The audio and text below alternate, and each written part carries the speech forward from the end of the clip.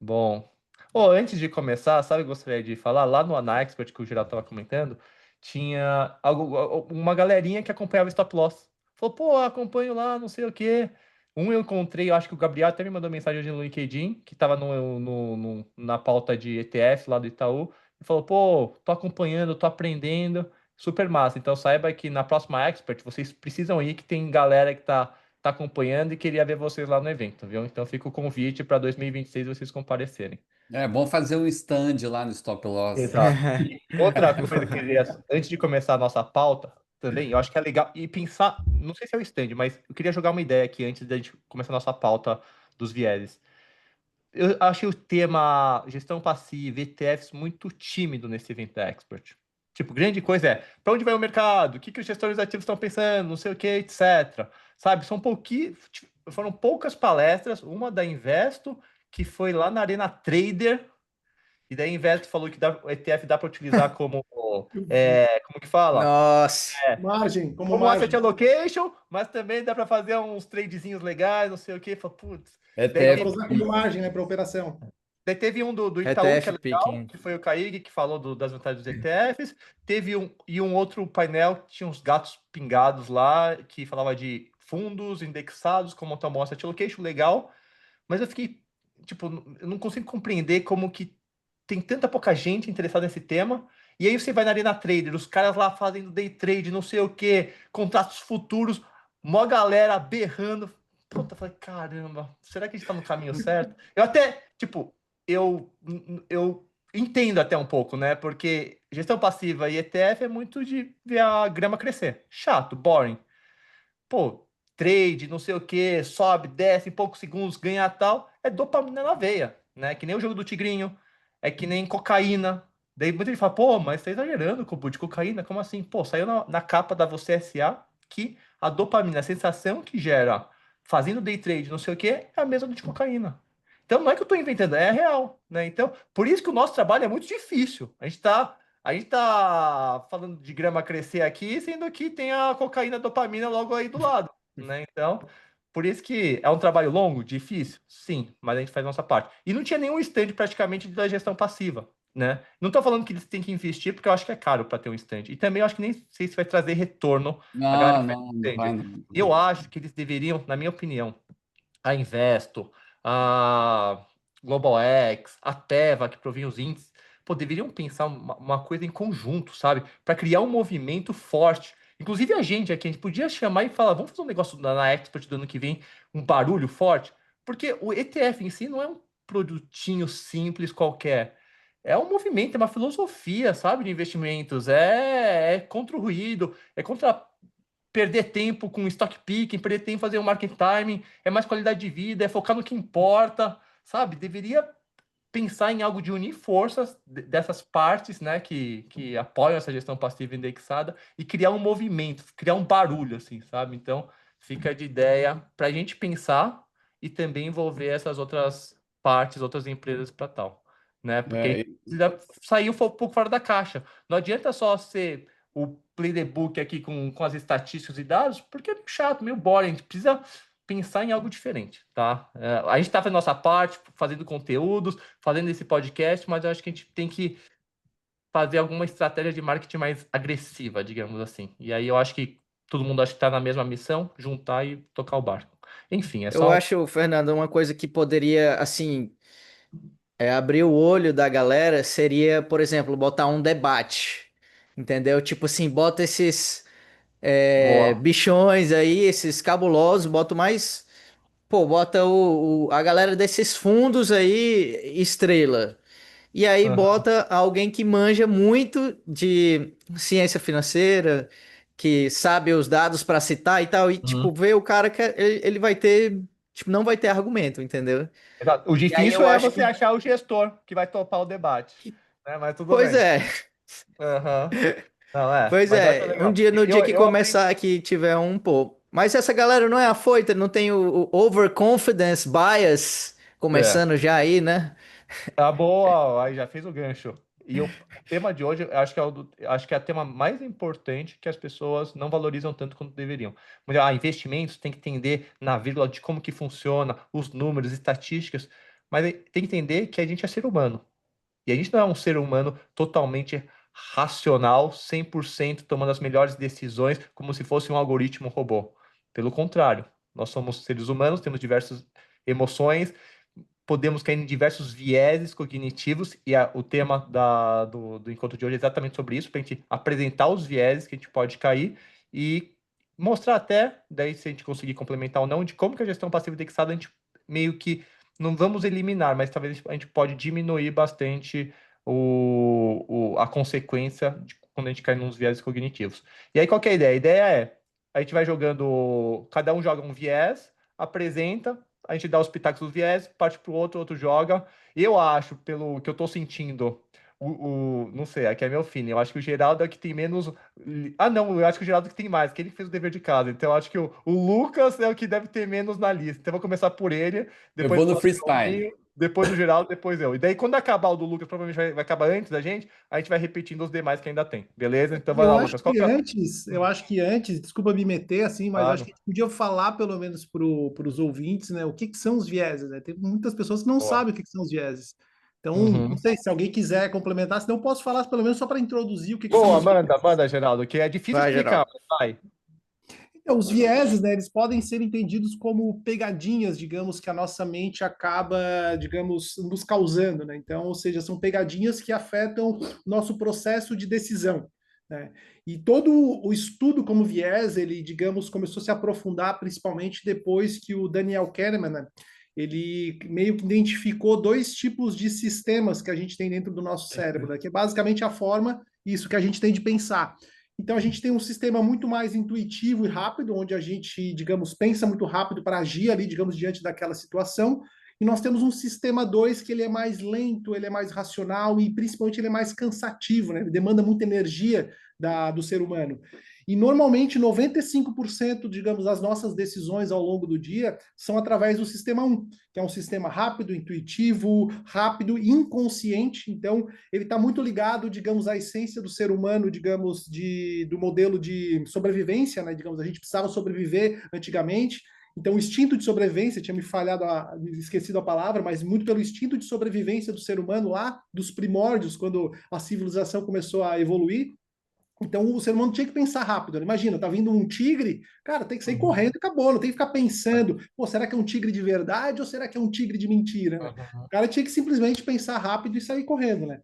E o problema é que quando a gente, hoje em dia, como as coisas evoluíram, né, principalmente o mercado financeiro, digamos assim, as coisas evoluíram, e essa forma de pensar muito rápido acaba tendo alguns tipos de pegadinhas que são justamente esses vieses.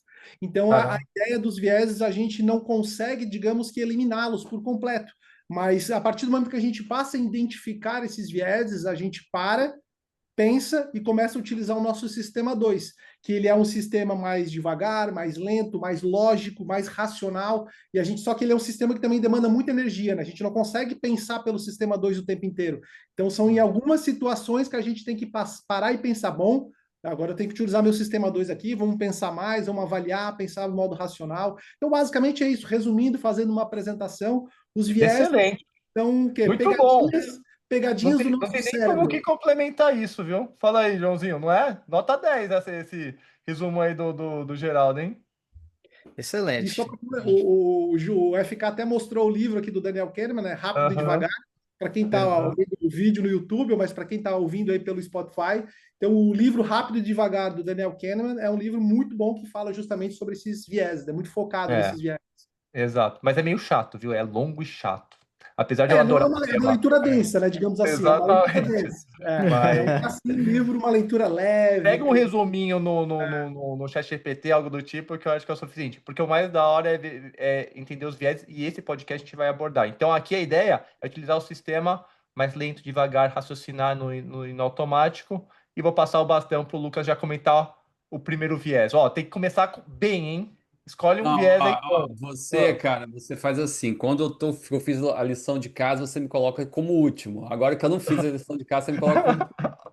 Eu vou passar. Eu acho melhor fazer o seguinte. Eu sugiro o seguinte. Eu acho melhor deixar o Geraldo e o João. E você também, que é outro. Eu acho que você fez pós, não fez? Eu fiz duas pós-graduações, um MBA e uma pós. Eu sou viciado nesse tema. Pois E é, eu eu ainda acho melhor penso em vocês criar uma começarem. empresa de pensar nesses vieses e só criar soluções um tema que, pô, tô viajando aqui, eu acho que tô com muitas ideias hoje, mas a ideia, o que eu tava pensando imagina ter uma empresa que pega os problemas que a gente tem, da galera não conseguir investir, só pensar no presente, tudo isso, e que pense em nudges, né? O nudges é que tem tudo a ver com a economia comportamental, é você melhorar o contexto, colocar algumas coisas para ajudar que as pessoas tomem as melhores decisões, né? Numa agência que pensa nisso para que ajude as pessoas a tomarem. E aí a minha ideia é que as grandes companhias comprem projetos grandes para daí a gente, com o nosso time cheio de criativos, pensar em soluções nesses nudges e a gente entregar. Enfim, voltando para o tema,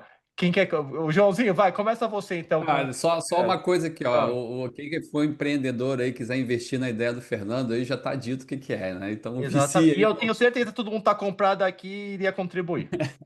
Exatamente. Mas Muito comecem aí, deixa você que vocês são mais tá peritos, bom. cara. Eu tenho algumas coisas para colocar aqui pra gente O discutir também, Joãozinho, eu mas tô com medo de começar porque ele enrola muito. Ele tem que ser mais direto. Você vai ser direto ao ponto, Joãozinho? Vou. Tá bom, Vamos então direto. bora. Olha, eu vou dizer um Não, dá boa viés noite a que. todos. Não vai dar boa noite a todos? Primeiro, boa noite, todos os telespectadores e ouvintes. E Tá assim, certo. eu gosto muito desse tema porque ele me ajuda nas duas profissões, tanto na medicina quanto nas finanças. Porque na medicina eu vou falar um pouco sobre também o quanto que ele afeta de forma negativa, principalmente os diagnósticos. E aí eu vou falar de um aqui, por exemplo, Hum, que é muito forte, que é o viés de confirmação, boa. que O é que é isso? quando você já tem ideias pré-concebidas. Então, vamos dizer que acontece sobre uma empresa, você leu ali que aquela empresa ou que aquele setor, e aí entra os ETFs temáticos. Pô, inteligência artificial, tá bombando a inteligência artificial. Aí você vai buscar, tanto você vai buscar informações que confirmem essa sua tese, então você vai ser exposto, você vai procurar ser mais exposto a pessoas que pensem parecido com você, ou pessoas que tenham uma opinião ali mais ou menos parecida, quanto, e aí é importante, você vai valorizar mais as informações que confirmem essa sua tese. Mesmo que você seja exposto a informações contrárias, aquelas que confirmam essa sua tese de energia renovável, de inteligência artificial, elas vão ter um efeito muito mais forte em você. E aí eu vou só uma palhinha aqui para vocês como que isso acontece na medicina, tá? É quando a pessoa acha que tem um diagnóstico, o Uhum. médico tá pensando em um diagnóstico, e aí qualquer coisa que ele vê ali no paciente, ele vai falar: não, olha aí, ó, isso confirmou o que eu estava pensando. Sendo que isso que ele viu pode ser vários outros diagnósticos alternativos. Então, viés de confirmação. Excelente. Isso na política é muito forte, né? O cara que é só de direita, só de esquerda, só pega as informações Também. só para confirmar a tese dele, né? Só para ele sentir, eu tô no lugar certo, etc. Sendo que isso é péssimo. aí o Ou eu algoritmo tô no ajuda lugar nisso aí errado, né? também, né? Oi?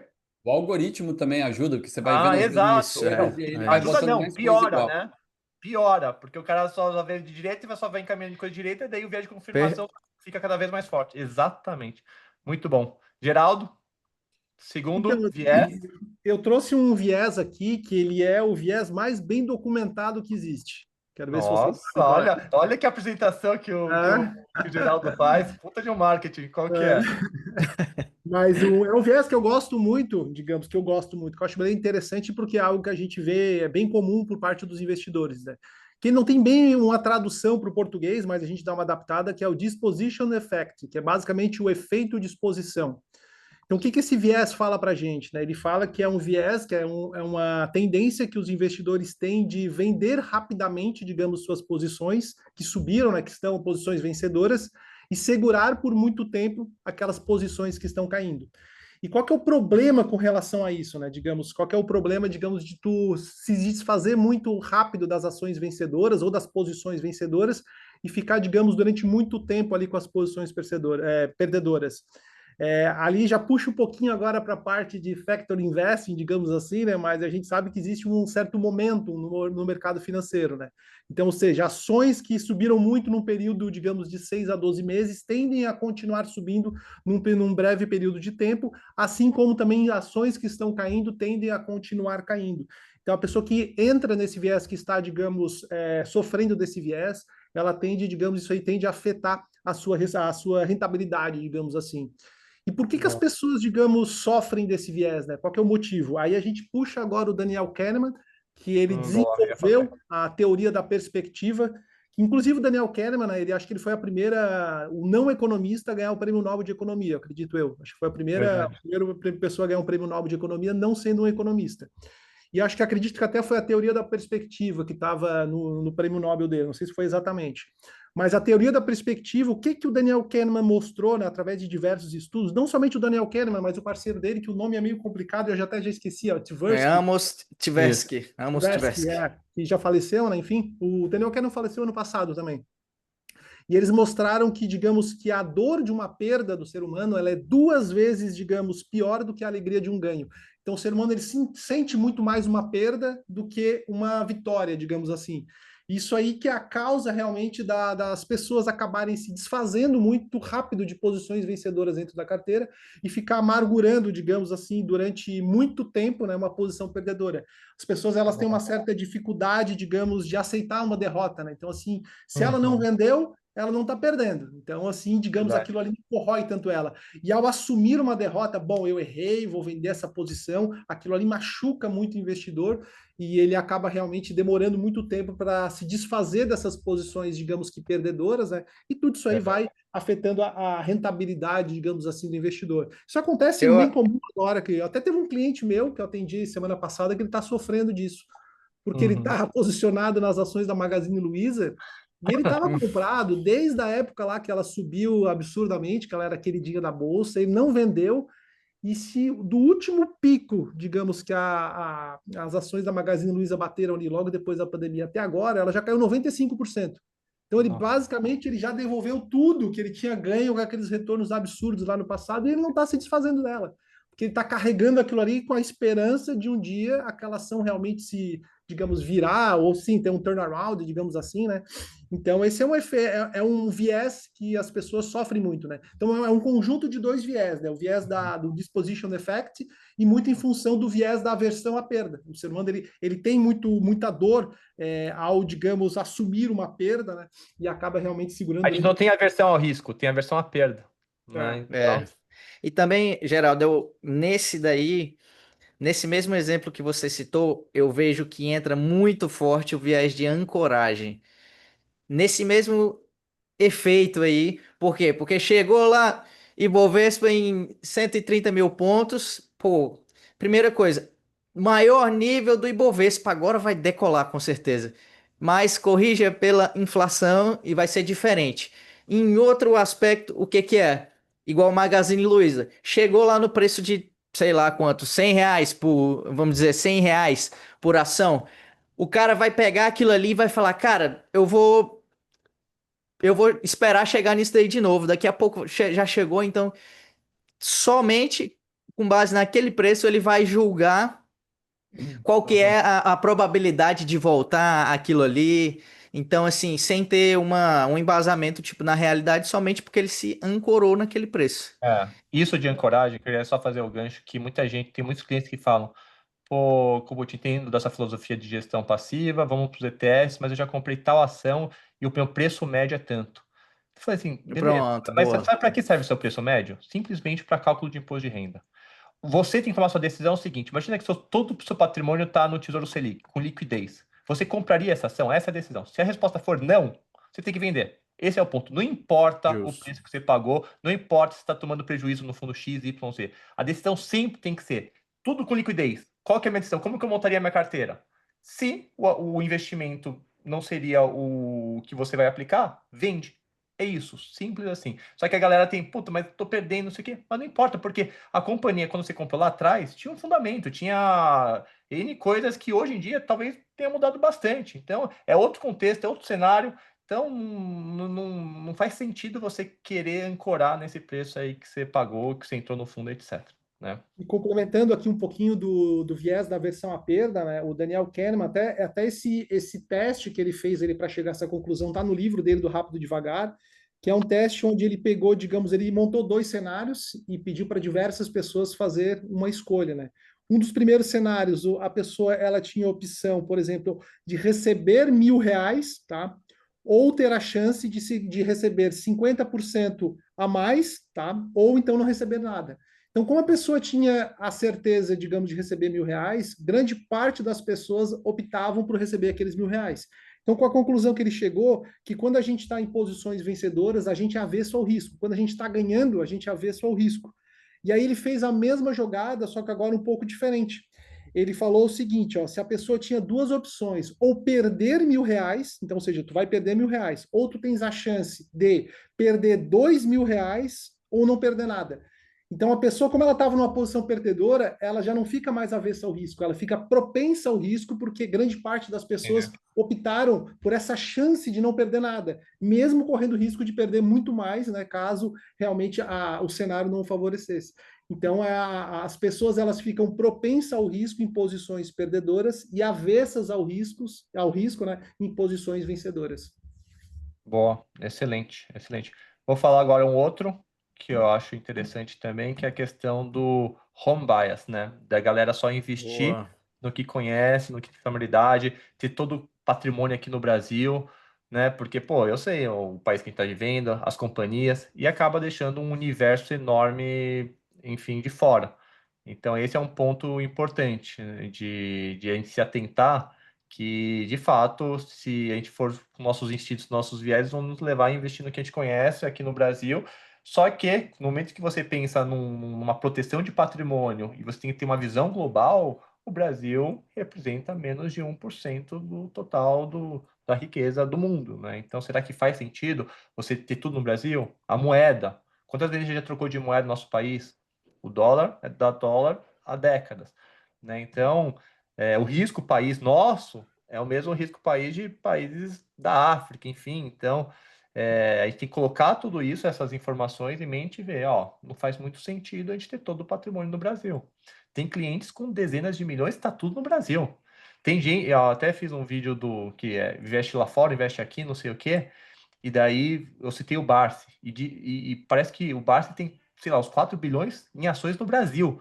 Eu falo assim, eu acho que isso não é possível. Será que não tem nada lá fora? Não é possível, né? Então, enfim, eu não iria ficar nada tranquilo de ter todo o patrimônio aqui no Brasil, né? Não sei o que vocês acham desse ponto, querem Até por complementar? questão, até por questão de diversificação, né? Então, ou seja, a gente não pode depender única e exclusivamente do Brasil para o sucesso dos nossos investimentos. Então, essa parte de a gente ter parte do patrimônio exterior em outra moeda, em outras empresas, é também partindo de um cenário que talvez eu não sou um cara nem pessimista nem otimista com o Brasil, mas a gente nunca sabe o que pode acontecer. Mas vai que a gente tem um cenário mais pessimista que se concretiza daqui para frente. Tu tendo parte, pelo menos, do patrimônio exterior, tu tens lá uma segurança, digamos, até mesmo caso tu queira fugir do país, tu tens um dinheiro lá fora, digamos assim, né? Para pelo menos te Diversificação proteger. geográfica, de Questão moeda, de geográfica. setor. Que empresa de tecnologia a gente tem no Brasil aqui? De inteligência artificial, o que que a gente tem aqui? Né? Então, enfim, é bacana diversificar. Lucas, o seu buy, já deu tempo aí para você pesquisar. Hoje a gente já roubou todos os seus. Não, nem pesquisei isso. Mas assim, pode abrir o chat GPT aqui. Pior que as certificações, a gente tem aquela lista, né, cara, de todos os homes lá. Mas essa parte de diversificação aí, cara, é interessante porque, assim, se a gente pensar de uma forma mais ampla, nossa força de trabalho depende aqui da economia brasileira, de forma geral, né, porque a gente trabalha aqui para empresas brasileiras, toda a nossa rede de contatos, etc., também está na economia brasileira, então faz parte daquela questão antifrágil, né, de você tentar colocar um pouco do seu patrimônio realmente fora do risco Brasil. Não só do dinheiro, mas também tentar tirar aquela parte, pô, dá tudo ruim aqui, você perde o emprego, a economia tá muito ruim, a coisa tá tudo ruim, você tem alguma coisa lá fora, talvez tentar até lá fora outra coisa. Então essa questão antifrágil aí é interessante. Agora, o que eu tenho, cara, são duas proposições de discussão, mas eu acho melhor vocês falarem mais alguns viés aí, porque essas Tá discussões bom. vão demorar um pouquinho. Ah, tá. Você quer entrar nos temas polêmicos no final, tá. De comportamento, inclusive, para Tá a gente bom, discutir, tá mas bom. é melhor Vamos vocês ir apresentando aos exaurírem os. pouquinhos como a gente tá indo, estamos indo bem. Então, Isso aí. vai, Continue. Geraldo. Eu tenho duas curiosidades. Eu lembrei agora que o João falou do viés da ancoragem, né? Cara, a gente teve um viés da ancoragem agora no Brasil sensacional. Porque quando a gente teve esse rolo do IOF que sobe, desce, sobe, a primeira medida do governo foi que o IOF para contas de investimento no exterior seria de 3,5. Então todo mundo Ah, esse ancorou foi muito um bom. absurdo, não, 3,5, ou seja, ela estava aumentando de 0,38, que era o antigo IOF, para 3,5. Depois Uhum, o governo mudou, disse que não, foi errado e tal, e baixou para 1,1. uhum. Cara, foi incrível, porque todo mundo ficou tranquilo. Ah, não, agora 1,1 e tal. Por quê? Porque as pessoas tinham Ah, que ancorar no 3,5, e verdade. quando voltou para 1,1, para elas ficou Total muito. razão. Elas tiraram a ancoragem do 0,38 Verdade. antes e ancoraram no 3,5. Cara, foi Não. fantástico. Foi um exemplo E, do e viés da sabe ancoragem. outro. Ou seja, o governo mandou muito fazendo isso. E sabe outro lugar que também mandou muito e a gente sempre cai? A Muito. pipoca do cinema. Tem a pequena que é, sei lá, R$ 10, a média que é 49 e a grande que é 50. Daí você vai É, lá, e vendas usa estourou, muito você vai isso, lá e né, faz, cara? entendeu? É uns negócios assim, né? E a gente cai, né? Enfim, pra Um você ver outro, como um que é outro, forte esse negócio. eu lembrei de um outro viés agora, eu vou trazer até um pouquinho Aham. para nossa abordagem aqui da gestão passiva e tal, é o viés do enquadramento, que é o frame bias, se eu não me engano, Uhum. em inglês, né? Mas é Framing interessante. effect. Framing effect, boa. Porque dependendo como a forma da informação ela é mostrada para as pessoas, elas tendem a tirar conclusões precipitadas. E é bem o que os fundos ativos fazem, né? Eles botam, digamos, aquela foto perfeita de quando Verdade. exatamente aquele período que o fundo teve lá uma puta de uma performance e Uhum. vendem aquele, ó, esse é o meu fundo aqui, ó, rendeu 500% do CDI. Cara, é o puro viés do enquadramento. Então, tem uma Exatamente. frase que o Lucas botou esses dias, cara, que agora eu lembro com relação ao período que a gente escolhe ali quando quer analisar a performance de um fundo, que eu achei fantástica, mas me fugiu agora. Eu achei muito boa aquela frase. Ah, eu não lembro muito bom, mas é tipo, você pode ganhar qualquer tipo de discussão de investimento só mudando o início e o Período. fim do período. É isso aí. Cara, eu achei muito boa essa frase. É, frame total, né? Geraldo, eu tava vendo isso sobre esse viés de sobrevivência, eu vou trazer de novo. Hoje eu tô bem trazendo, né, pro meu outro campo aí, que é muito forte isso. Se alguém falar pra você, olha, essa cirurgia que você vai ser submetido tem 10% de chance de sobrevivência. Uma coisa. E se essa pessoa falasse assim, olha, você tem 90% de chance de morrer nessa cirurgia? Qual que Exato. você É a mesma acha coisa, que né? é a mesma É a coisa? mesma coisa, é o viés do enquadramento, exatamente, é isso aí. Enquadramento, é. Perfeito. É o Muito viés bom, do muito bom. um outro viés muito legal, Hum, agora eu vou puxar também sempre para o mundo dos investimentos também, que ó. é a ilusão do preço nominal. Porque é um fenômeno que acontece muito interessante no mercado financeiro, de que as empresas, principalmente as ações de empresas, de vez em quando elas fazem ou split ou implit, né? Ou seja, Uhum. dobram lá o preço da ação e aumentam a quantidade de ações que são distribuídas, que na prática é a mesma coisa, digamos assim, pro cliente, né? Não muda nada com relação àquilo ali.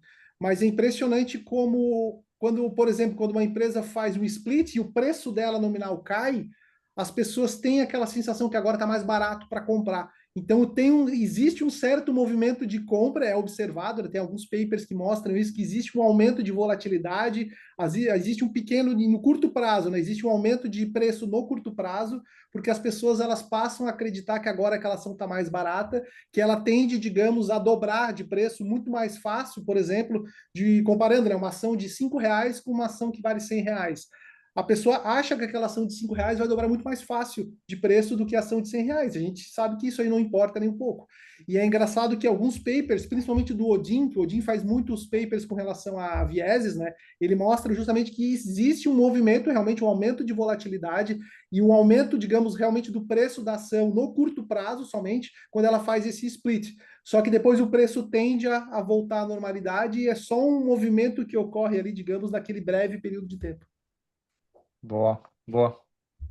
Faz total sentido. Outro que eu queria puxar aqui, os traders não vão gostar, que é o excesso de confiança, e eu vou juntar com outro que é ilusão de controle.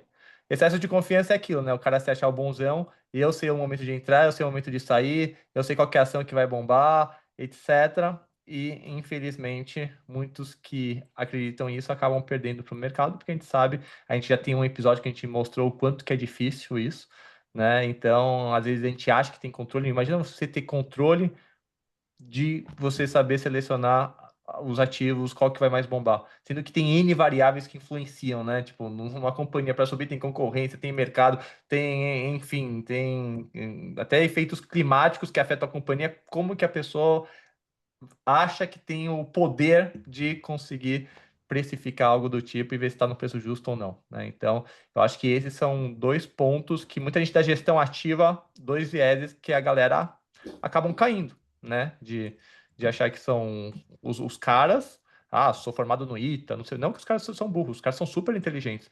É que esse jogo de selecionar ativos, ações, é um jogo enfim, não, De não, perdedor. não envolve, não é um jogo de xadrez. As É um probabilidades não jogo. estão ao seu favor. Exatamente. Então, infelizmente, enfim, esses são pontos aí que muita gente acaba caindo nos investimentos, né? Principalmente quem está começando também, né? Que às vezes compra uma ação, sobe, ó, eu sou o bonzão, eu sou o cara. Eu acho que o Geraldo foi um desses aí que começou, se deu bem no começo aí do trade, mas depois apanhou na cabeça e aprendeu do pior jeito, perdendo dinheiro, né? Então, enfim. Não. Próximos, tem algum outro? Boa. O que vocês têm aí?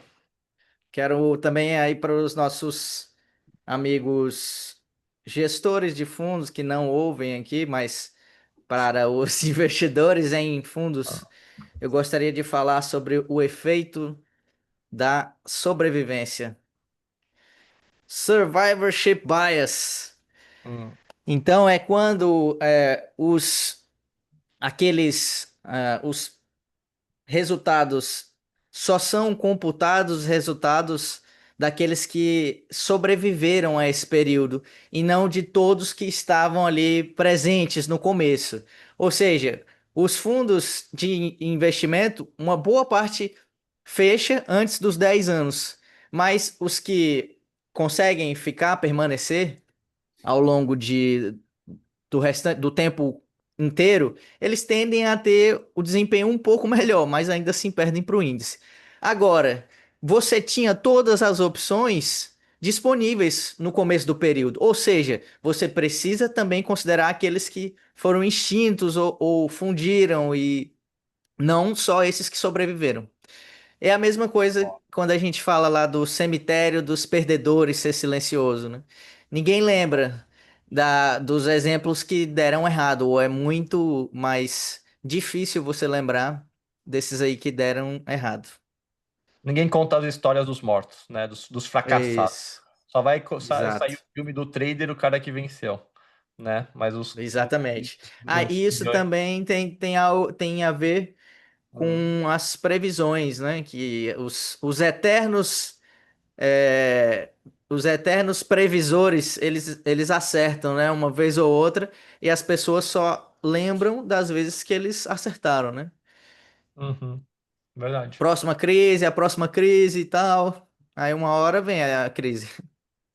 Falei isso essa semana aí em algum post meu, cara, exatamente isso. Tipo, quando o cara acerta, ó, eu falei lá em 2002 que isso ia acontecer isso. Agora, todas as outras coisas que ele falou que não aconteceram, foi varrido debaixo do tapete e tá tudo certo, né?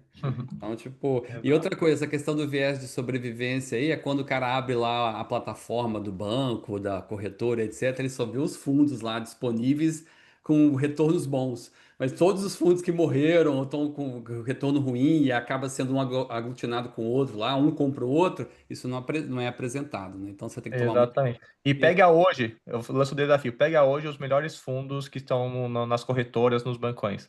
Daqui 10 anos, abre de novo a corretora e vê se são os mesmos fundos. Você vai ver que são diferentes. Vocês vão ver que. A sua aposta tá valendo, né, Kobuchi? Continua, ninguém se habilitou e topou a minha Ninguém aposta, ainda. entendeu? Do último episódio. Outro que é o mais famoso que a gente não citou. Não sei se é o mais famoso, né? Mas é um que é o clássico, que é o efeito manada. Pô, todo mundo tá indo, deixa eu ir junto, né? Pô, enfim, porque Já é que nem fiz o isso. Geraldo falou, né? O cara não tinha que pensar, se todo mundo tá indo pra direção da direita, você não pensa, você vai junto porque você não quer morrer, ficar sozinho, né? Então, muita gente acaba tomando decisão sem analisar, todo mundo tá indo, vamos, né? E muitas vezes não é a decisão mais assertiva. Eu não sei se foi o caso ou não, mas, por exemplo, o fundo de renda fixa de gestão ativa que eu tô preso, eu não consigo apertar o botão de resgate, ele fechou exatamente porque muita galera pediu resgate no momento e o fundo não tinha muita liquidez, o cara travou, né? Então, se a galera tivesse, peraí, será que faz sentido resgatar? Pô, o fundo tem centenas de ativos, um deu BO. Pô, beleza, se um deu BO, vai ter os outros, faz parte da BO, etc. Vamos segurar, mas não. Daí provavelmente um fez o resgate, falou, vai, tem que sair agora, não sei o quê. Efeito cadeia, deu o que deu, né? Então, infelizmente, muita gente acaba tomando essa decisão sem pensar, sem questionar, só porque todo mundo tá fazendo, o que não é muito legal, né? Esse viés aí, o FK, ele é muito, digamos, vinculado com o viés da recência, porque o ser humano ele sempre quer investir naquilo que mais subiu num passado recente. Então, Verdade. é porque investir no fim ele é contraintuitivo. As pessoas, como é que elas vão investir? Elas vão olhar um fundo que teve um maior retorno e normalmente elas pegam um período muito curto de tempo. Então, por isso Uhum. que agora as pessoas querem investir em ouro, por isso agora as pessoas querem investir em Bitcoin, querem investir no mercado americano, nas Big Techs, porque se pegar esses quatro tipos de ativos, essas quatro empresas e commodities aqui, cara, nos últimos 5 anos elas arrebentaram a boca do balão aí, tiveram grandes retornos, e a pessoa acaba dizendo, não, se subiu nos últimos 5 anos é um bom investimento, eu vou continuar subindo. É difícil, às vezes, tu explicar para quem não é muito do mercado financeiro, que às vezes o pessoal me pergunta, Geraldo, por que que a gente tem que investir globalmente? Por que que a gente não vai investir no mercado americano? Teve até um cara aí que a gente viu um vídeo dizendo que não vale a pena investir de forma global porque é redundante. Cara, o que que tem a Exato. ver redundância com isso, cara? Eu acho que. E ele ainda falou um monte de informação errada, dizendo que sempre quando os outros países, as outras regiões têm uma alta correlação com o mercado Nossa, americano. Cara, se esse cara volta o gráfico uns 15, 20 anos atrás, ele vê que já não tem uma alta correlação, que já é diferente. Tem épocas ali que outras regiões tiveram performances totalmente diferentes do mercado americano. Então, as pessoas elas se atêm muito a performances de curto prazo, né, o viés da recência, e começam a tirar conclusões ali que realmente entendi. até assusta. Eu, Porque ele eu fala posso. com uma certeza, ele fala com uma certeza, Exato. é redundante, não vale a Exato. pena. Mas, ô, Geraldo, É. deixa eu fazer esse corte e postar e botar o react. Você não gosta dessas polêmicas, né? Você não gosta de enfiar nas brigas. Mas, pô, sugestão boa, você não De faria meu boa, trabalho. não estamos falando mal de ninguém, eu só achei que ele, Não, eu pelo você tá menos assim, fazendo um ó, contraponto. é, eu acho que as pessoas elas têm que aprender hoje a ser um pouquinho mais humilde, tá? Uhum. Porque hoje, por causa das redes sociais, até vou mudando um pouquinho do assunto aqui, mas acho que as pessoas Uhum. elas querem, digamos, dar opinião para tudo, até do que não tem noção nenhuma. São que às vezes é tão simples dizer não sei, entendeu? Cara, não sei.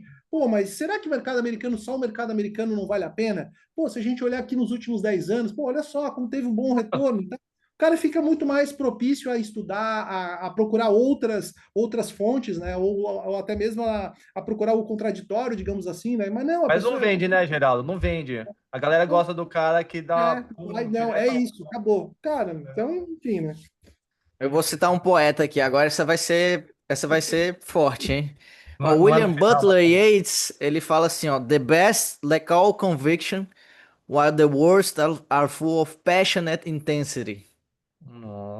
Os Nossa. melhores não têm convicção, ou seja, se perguntam, se questionam, será que é?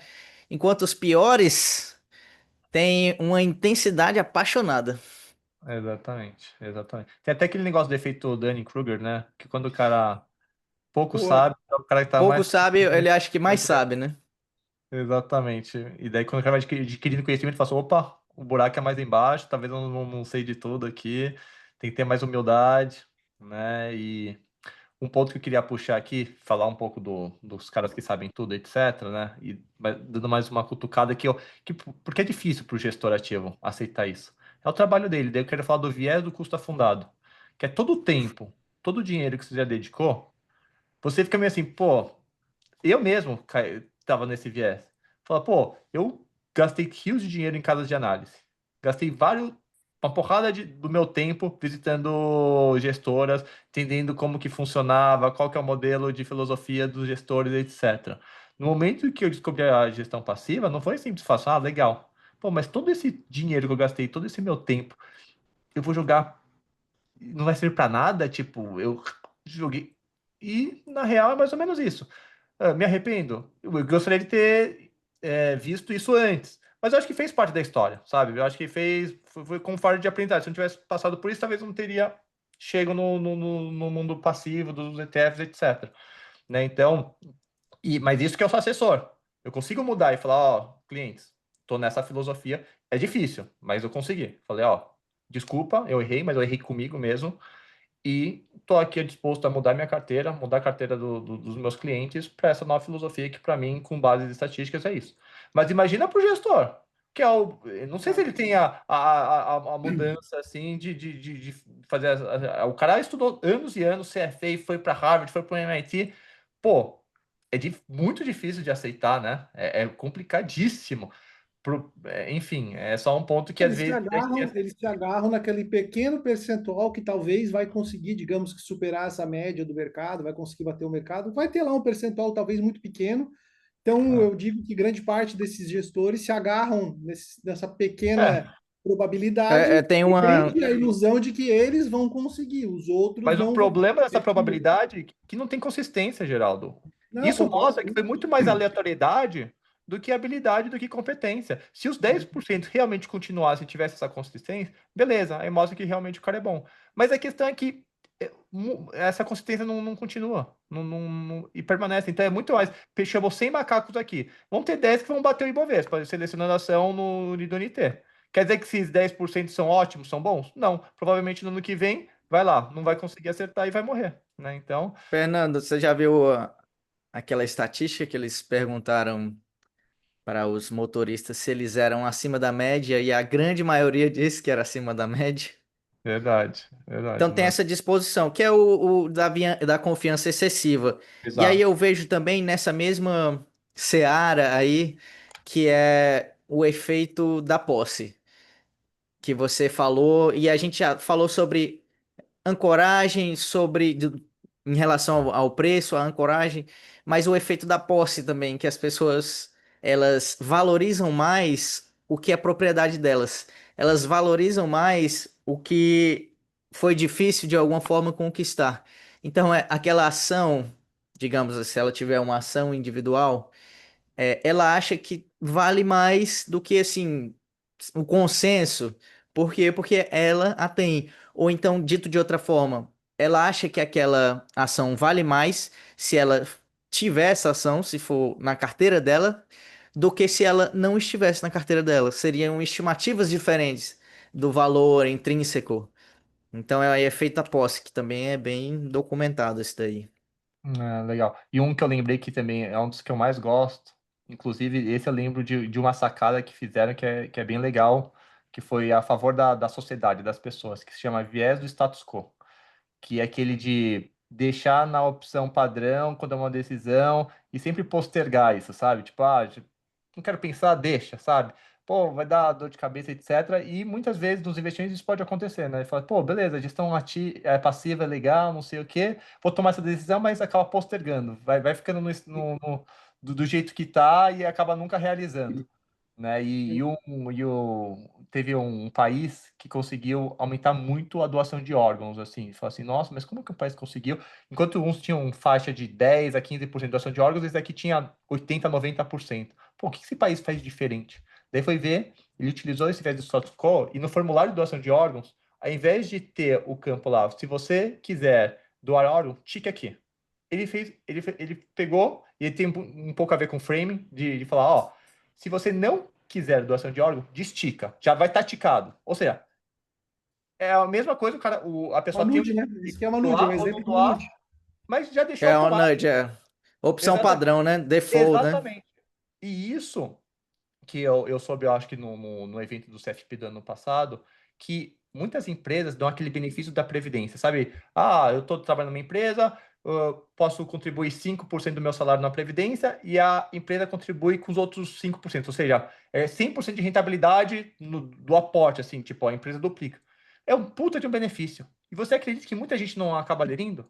Ou porque eu acho que não sabe, não tem aderir, mas, pô, para mim não faz sentido o cara não aderir isso, né? E aí parece que a política vai ser tornar isso automático e se a pessoa, por algum motivo, não desejar, ela vai lá e estica. Vai Mas tirar. isso eu acho que vai incrementar bastante. Essa- Isso que é o essa- nudge. Entendeu? Olha que sacada. Um pequeno detalhe fez uma baita diferença em doação de órgãos, em adesão da previdência privada. E eu acho demais pensar nessas ideias assim, sabe? Falar, puta, um detalhezinho nos nudes, né? Puta de uma sacada que traz um puta de um resultado. Pô, né? E aí a agência, quem quer montar o business, é exatamente isso. Pensar nos gaps, nos problemas, pensar nos nudes e melhorar aí as decisões das pessoas. Enfim. Quem fala muito de nudges é o próprio Richard Fala. Thaler, né? O livro dele Que aqui é muito ganhou o bom. prêmio Nobel de Economia, né? Ganhou o Prêmio Nobel de Economia também, Haven. Tem outro dele que o próprio nome é Nudes também. Eu acho que até eu vi ali atrás do Lucas, né? Na estante do Lucas. Que O acho que é meu do também Richard tem Thaler aqui, ó. também, né?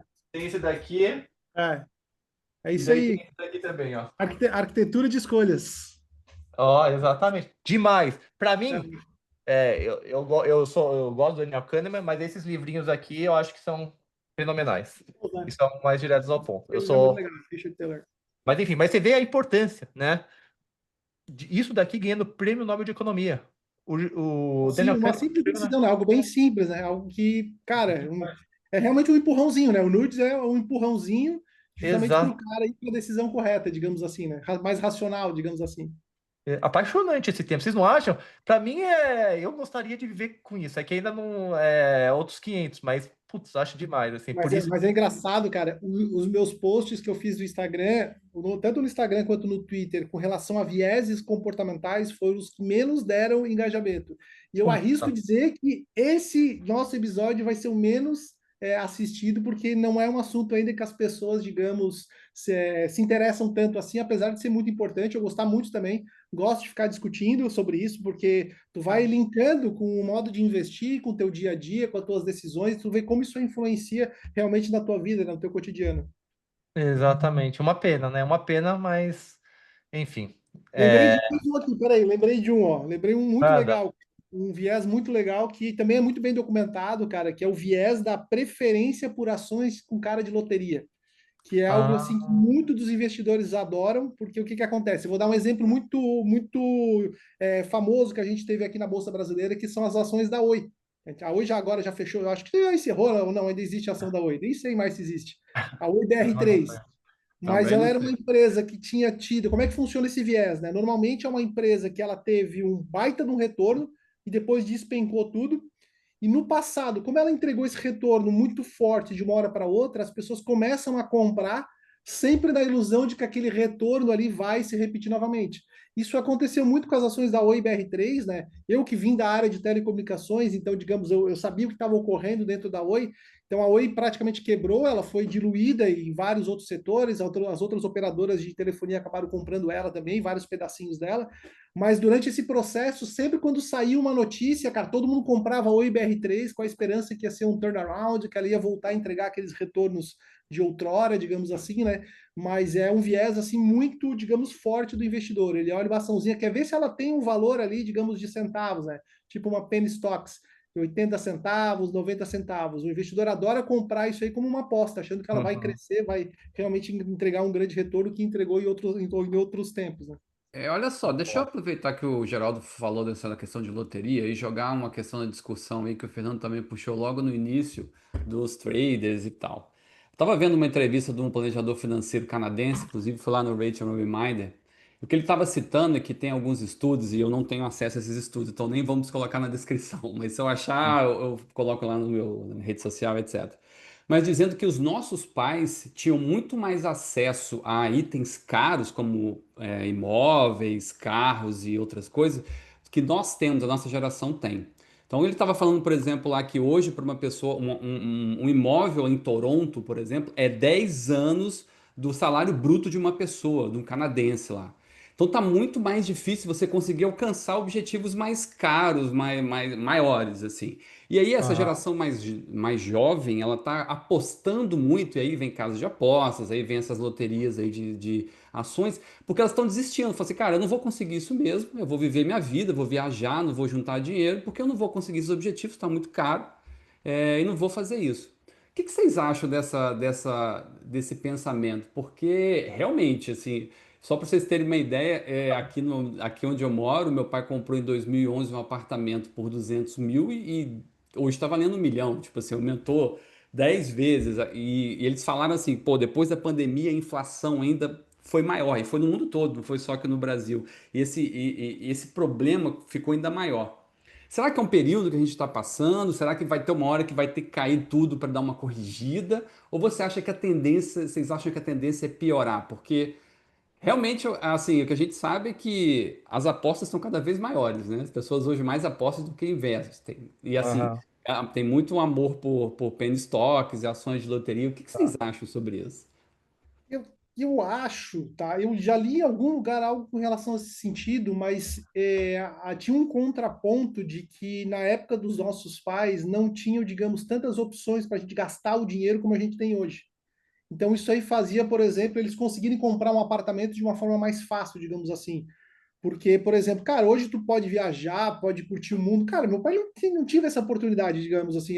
Viajar de avião era muito caro, as pessoas não ficavam gastando com muita coisa supérfluas, digamos, como a gente tem hoje, né? Várias É. tecnologias, várias opções de Cultura do dispositivos, consumo, né? enfim. E aí ele deu É. esse contraponto, né? Mas realmente eu não sei bem a resposta, se faz sentido ou não. O que eu comparo, que uma vez eu perguntei para o meu pai, digamos, meu pai hoje tem 79 anos, e ele comprou um apartamento que ele vive até hoje, né? Um prédio aqui na minha cidade que ele comprou em 1980. Ele vive até hoje nesse prédio, é um prédio de 10 andares, um dos mais antigos aqui da minha cidade. E ele falou na época que ele esperou 3 anos para liberar o financiamento. 3 anos porque não existia dinheiro para emprestar aqui para as pessoas conseguirem financiar. E hoje é tão simples financiar um apartamento, por mais que talvez ele seja mais caro, que eu digo que talvez pode ser que sim, o preço esteja mais caro, mas talvez o acesso, digamos, esteja mais fácil, digamos assim, né? Você consegue financiar um apartamento de forma mais tranquila. Mas é um ponto interessante para se discutir. E talvez o acesso mais fácil aumente o preço também, né? Porque Aumente o mais preço gente também, pode compra com ser. acesso mais fácil e a liquidez vai diminuindo e aumenta mais o preço, né? Puxando o gancho, eu não tenho essa resposta também não, Lucas, mas eu quero puxar o gancho que tem muito a ver com o viés do presente, mas isso sempre existiu, talvez agora esteja mais forte, que é dar muito mais valor no presente do que no futuro, né? E é tem até um videozinho das criancinhas que falam, ó, você prefere o marshmallow agora, aguarda, ou você espera 5 minutos e come dois. E a criança vai lá e não consegue resistir, come um marshmallow porque tá lá na sua frente. E pode falar assim, mas é uma criança. Mas quando a gente fala de investimentos, tudo mais, muita gente acaba caindo nesse do viés do presente, daí por isso que a gente não consegue, às vezes, ter uma visão lá para frente, de pensar na aposentadoria, é difícil de se colocar dinheiro. Inclusive, tem um estudo, agora também não sei qual que é o nome, mas que fala que quando a gente dinheiro e guarda para o eu do futuro daqui 20, 30 anos, como se fosse dar um dinheiro para um estranho, sabe? Então, é, por isso que essa questão de investimento e isso de comprar coisa muito mais para frente, de acumular tal, são poucas pessoas que conseguem ter essa disciplina e chegar nos seus objetivos financeiros de longo Eu acho que prazo. antigamente não tinha também o que fazer, né? Não sei se tinha tanta opção de entretenimento como a gente tem hoje. E aí o cara tava lá sem fazer nada, e o cara fazia filho, tanto que no tempo dos nossos avós lá, todo mundo tinha 10, 12 filhos. E aí, cara, não vou gastar o quê? Vou comprar terra, apartamento. Então talvez possa ter algo relacionado com isso, não sei também.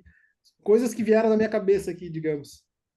Vamos para uma segunda provocação aqui, que é o seguinte. O Uhum, Richard uhum. Thaler e o Eugene Fama tem um debate entre os dois, um vídeo fantástico Eu e já vi muito isso. legal. Se vocês não viram, vale a pena, é muito bom. Nossa, isso... E aí, só que o que acontece? São duas escolas diferentes. Por quê? Eugene Fama acha que o mercado é mais racional. O mercado é mais racional. E o Robert Thaler não, ele acha que o mercado é mais emocional. E aí tem uma grande discussão, e eu, obviamente, sou mais pro lado do Fama, mas aí essa questão de vieses, vocês acham que eles dominam o mercado, e olha só, considerando que hoje a quantidade de pessoas físicas que estão investindo é muito menor do que no passado, Ou vocês acham que, tipo, e vocês acham que esse viés é mais pessoal, ou seja, do investidor, pessoa física, ele com as finanças dele, ou que o emocional rege todo o mercado? Ou não, que o mercado é realmente um pouco mais racional e não é tão emocional assim como as pessoas normalmente acham? Estou falando isso porque nas últimas cursos que eu fiz de certificação, etc., os instrutores falavam assim, né? Tipo, não, o mercado não é racional. Aliás, eles debochavam da hipótese dos mercados eficientes, dizendo Uhum. que assim, não, a gente sabe que o mercado não é eficiente, que tudo é emocional. E não parece que é isso, considerando índices, considerando todas essas questões. O que para vocês acham com relação a essa questão comportamental? Rege o mercado ou é mais com relação ao comportamento do investidor com as suas finanças mesmo? Posso É começar? difícil. Pode, manda. Vou pensar aqui na minha resposta. Então, por mais que eu tenha também uma, digamos, puxe mais o lado do fama, né? Eu defendo muito essa tese da eficiência dos mercados, né? Os mercados estão cada vez mais eficientes, principalmente pela velocidade que a informação se propaga hoje em dia. Então, ou seja, eu digo que as notícias são incorporadas muito rapidamente no preço das ações, só que eu também sou um pouco contrário, digamos assim, porque eu acho também que tem muita emoção. O mercado ele não é racional 100% do tempo, só que aí entra o pulo do gato que as pessoas se iludem. Porque uma coisa é tu dizer que o mercado ele tem seus momentos de irracionalidade. Outra coisa é tu saber explorar essa ineficiência de forma consistente pelos próximos 20 anos. Isso aí eu acho que nenhum ser humano é capaz de fazer. Porque sempre vai ter uma pessoa que vai conseguir explorar essa ineficiência, ele vai ganhar um baita retorno e ele vai começar a vender o curso dele. Mas esse cara Uhum. não vai conseguir explorar de forma consistente essas ineficiências, porque a gente não sabe onde que elas vão estar. Onde que vai ser essa ineficiência? Bom, aquela Exato. empresa está barata, será que é ineficiência do mercado ou ela está barata porque ela está quebrada? Então sempre vai ter essa discussão, alguém vai acertar uma hora ou outra, vai vender a ilusão de que ele sabia exatamente explorar aquela ineficiência e o mercado vai continuar dessa forma aí pelas próximas décadas. Então, eu sou mais essa linha. Eu sei que os mercados são eficientes, tá? Não são 100% eficientes, mas é difícil tu explorar essas ineficiências. E eu concordo, não mexo uma vírgula do que o Geraldo falou, viu? Eu super apoio, eu acho que os algoritmos, não sou eu que vou falar, agora o pessoal vai cair no viés digital e eu vou ganhar dinheiro com isso, sendo que os concorrentes aí vão fazer bem melhor do que eu, enfim, com tecnologia, etc. Então, eu não tenho nada a adicionar. E você, Joãozinho, concorda também? Eu vou dizer só uma frase que eu vi recentemente e eu acho que ela resume muito bem isso. Que é assim, mesmo que o mercado esteja louco, você não é o psiquiatra. Nossa, esse é sua ou você pegou de alguém? Não, não é É Boa. minha o não, eu li no Francisco, artigo. Ah, é o mas boa, Francisco. gostei. O Exatamente. Damodaran, numa entrevista, ele falou exatamente isso, cara, que tipo assim, o mercado erra o tempo todo, mas Aham, você não consegue explorar esses erros. É muito difícil. exato, E ninguém vai exato. O conseguir. Damodaran, né, falou isso. Damodaran. Essa entrevista do Damodaran, cara, ela é emblemática. Todo mundo tem que ver ela, principalmente a galera que escolhe ações, porque se o mestre falou, tipo, não tem mais o que dizer. Posso ir para a última provocação, que na verdade é a conclusão que a gente tem que Muito tirar. Pode. boa, Dos muito viés, boa. eu já zerei os meus aqui. Não sei se o Geraldo tem, o Joãozinho tem o dele, mas os meus aqui estão zerados. Então Então, pode mandar a última, joga aí a Pode bomba. aí, tá, a diz aí. última é Eu tenho exatamente, a tá bom. última aqui, cara. Não é a Ah, última dos viés, mas não, para vai, pegar João o Kleber. gancho, Para. esse gancho aí das irracionalidades, digamos, do mercado, né? Me lembrou agora, eu lembrei de uma frase, cara, do Robert Shiller, que ele falou que também foi prêmio Nobel de Economia, e ele fala, perguntaram para ele, né, o que que ele queria saber mais sobre os investimentos. E ele falou assim, eu tô até vou copiar aqui porque eu não lembro de cabeça, mas ó, o que você gostaria de saber sobre investimentos que ainda não foi descoberto, né? Perguntaram para o Robert Shiller, e ele respondeu: o papel exato que a sorte desempenha em resultados bem-sucedidos. Isso tem muito a ver com essa ineficiência do mercado, que ela existe, ela vai estar em algum lugar, alguém vai conseguir explorar ela, só que o que, que foi sorte, o que, que foi habilidade? Então, acho que esse que é o ponto que a gente tem que pensar, digamos assim, né? Ser humilde realmente de entender, pô, será que aquele cara tem o dom mesmo de explorar com consistência essas ineficiências? Boa. Gostei. Excelente. E daí Eu eu queria falar. só dar uma palhinha também sobre meio que um contraponto ou até uma evolução, uma suposta evolução das finanças comportamentais. Não sei se vocês já leram sobre finanças comportamentais 2.0. Ixi. E Vai, manda. o que que elas dizem? Mas a gente já pincelou muito sobre essa perspectiva, que é assim, considerar os vieses não como algo patológico, ou seja, você é burro porque você pensa dessa forma, e sim como algo normal da mente humana. A mente humana foi construída assim.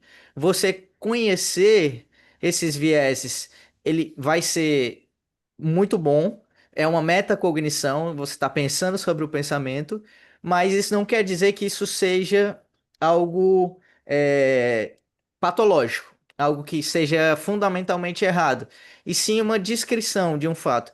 E aí ele gosta muito de dar. Primeiro, ele fala de três benefícios, que aí isso explica um pouco essa questão das ações, que bilhete de loteria, mas ele fala sobre mesmo a compra de bilhetes de loteria. Porque, assim, se você for ver racionalmente, seria. Não faz sentido a pessoa comprar um bilhete de loteria que ela tem uma chance de 1 em 200 milhões. Só que o benefício, aí a gente fala utilitário, ele é somente um dos benefícios que a pessoa tem quando ela vai adquirir qualquer bem e serviço. Esse é o benefício utilitário, que ele responde à pergunta: o que isso faz por mim pela minha carteira? Né? Então, pelo realmente o aumento do patrimônio, da riqueza.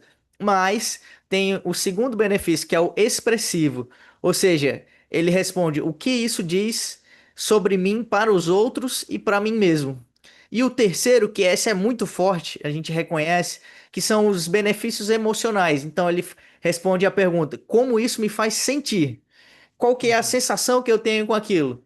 Então, por exemplo, nesse caso da loteria, o benefício expressivo pode ser o benefício de ser jogador, de ser um jogador com uma chance de ganhar, mesmo que essa chance seja pequena.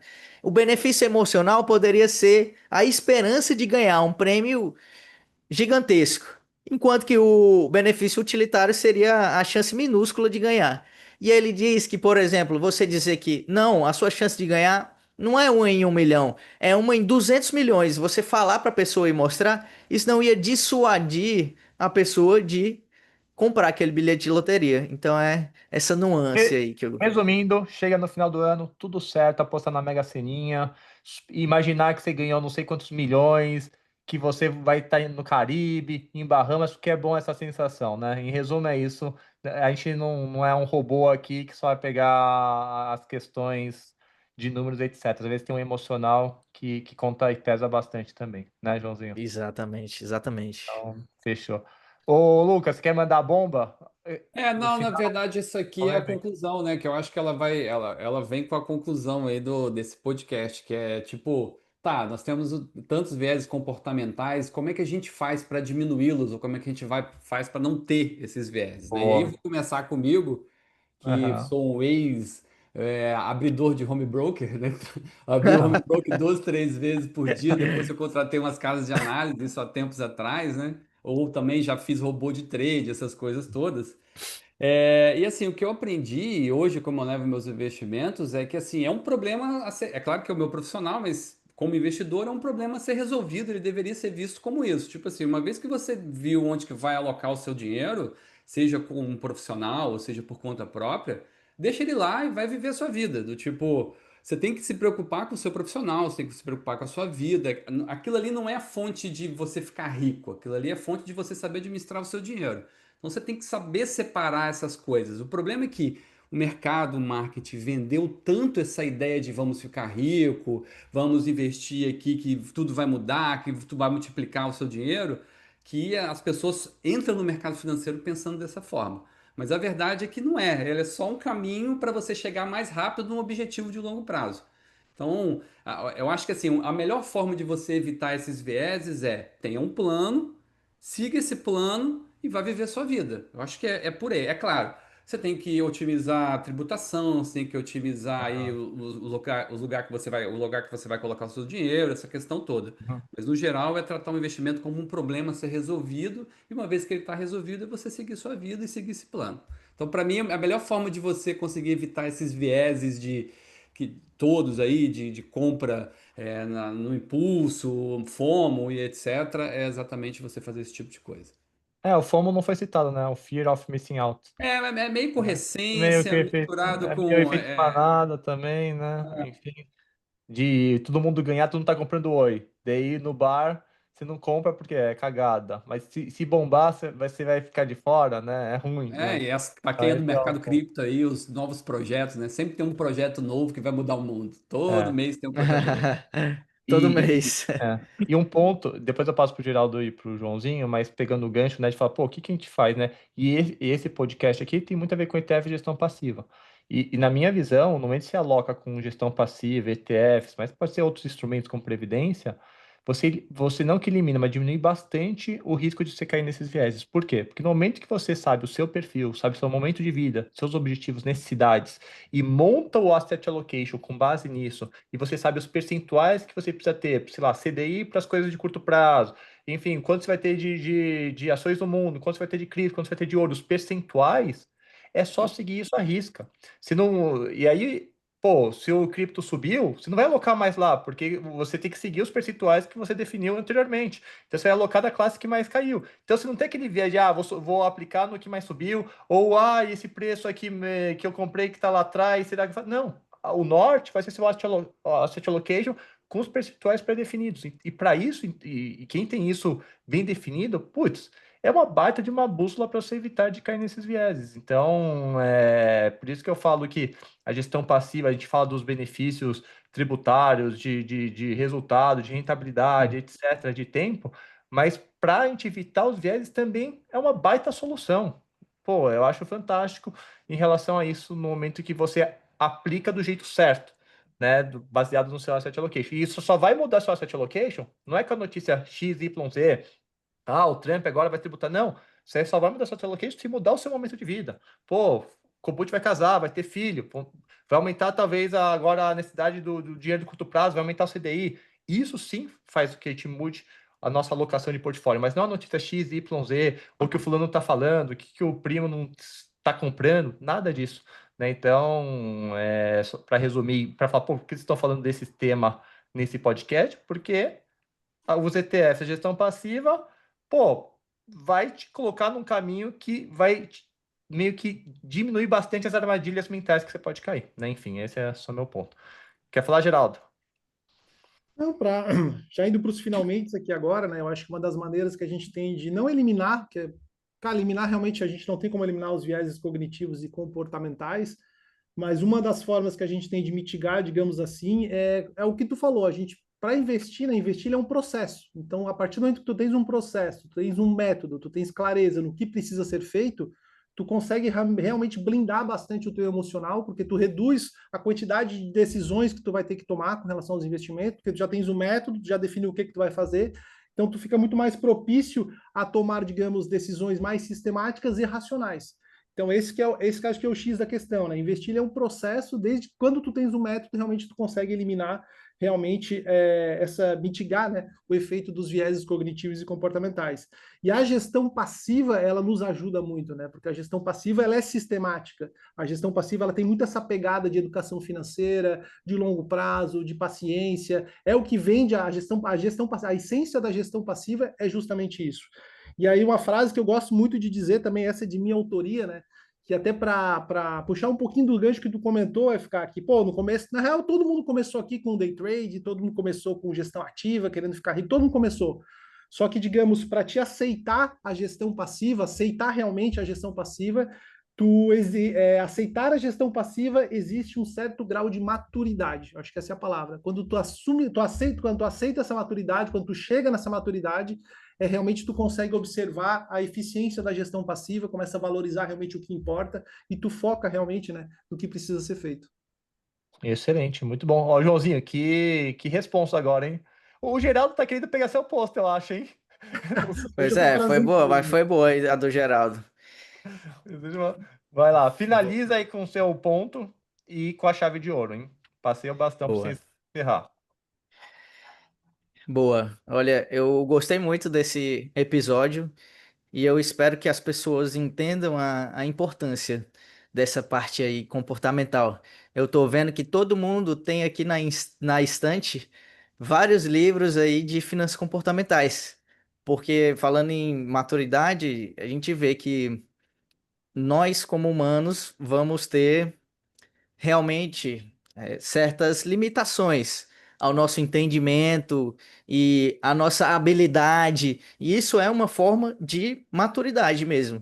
E aí você tem que pensar o que que eu posso fazer para mitigar isso, para que isso não seja um empecilho.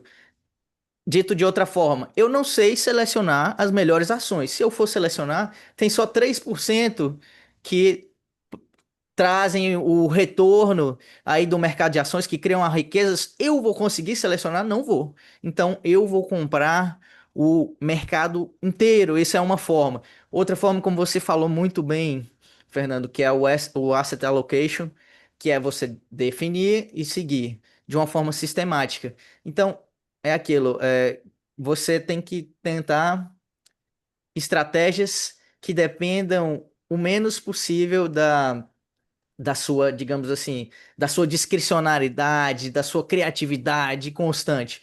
E que sejam, essa palavra pode até ser chata, mas essa palavra, assim, define um investidor de sucesso. É primeiro o processo e a outra é sistema. Ser sistemático, ter um sistema de investimentos. E aí eu deixo a minha frase aqui para vocês. Vamos ver Bom, se está à altura. tá bom. Uma vez que compreendemos que o nosso entendimento é imperfeito e que essa é a condição humana, a vergonha não reside em errar, mas em não corrigir os próprios erros. Nossa, muito bom. Boa.